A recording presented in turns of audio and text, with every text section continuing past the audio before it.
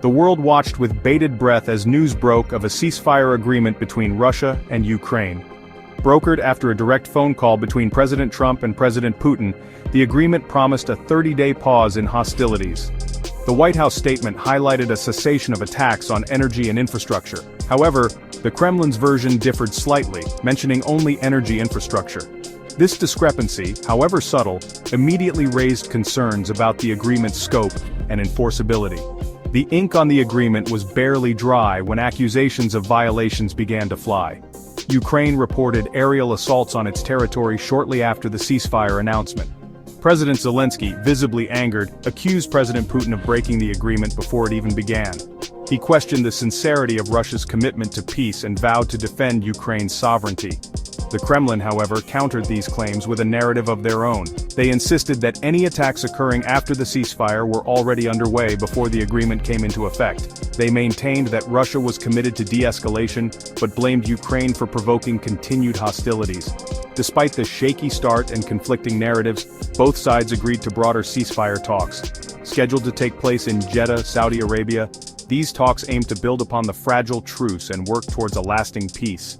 The international community, while cautiously optimistic, remained wary of Russia's true intentions.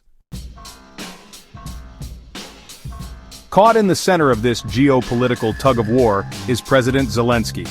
Following the ceasefire announcement, he held a crucial hour-long phone call with President Trump. Details of the call remain closely guarded, but sources suggest that it primarily focused on President Trump's conversation with Putin and the implications for Ukraine.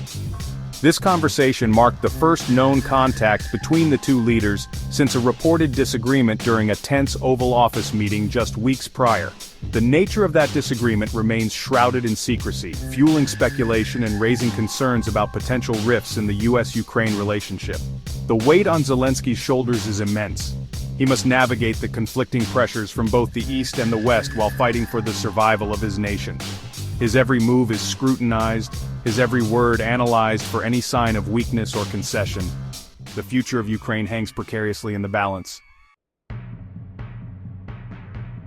While the international stage simmered, President Trump faced a series of challenges on the home front. In a move that sent shockwaves through the academic community, the Trump administration abruptly paused $175 million in federal funding to the University of Pennsylvania. The reason? Alleged violations of a controversial executive order barring transgender women from participating in women's sports. The administration cited UPenn's policies as contradicting this order, prompting the immediate halt in funding from both the Department of Defense and the Department of Health and Human Services.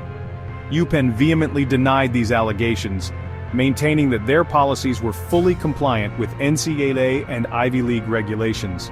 They characterized the administration's actions as politically motivated and vowed to challenge the decision. This move further escalated the ongoing debate over transgender rights and the role of federal funding in dictating university policies. Beyond Ukraine, the Trump administration grappled with a multitude of international challenges. Tensions with Iran continued to escalate as President Trump issued a stern warning to Tehran, demanding they cease all support for Houthi rebels in Yemen. Meanwhile, whispers of significant cuts within the Pentagon sent ripples of unease through the defense establishment. Consolidating combatant commands emerged as a potential cost-saving measure, a move likely to face significant pushback from military leaders. As the world watched President Trump's every move, a sense of unpredictability permeated global affairs.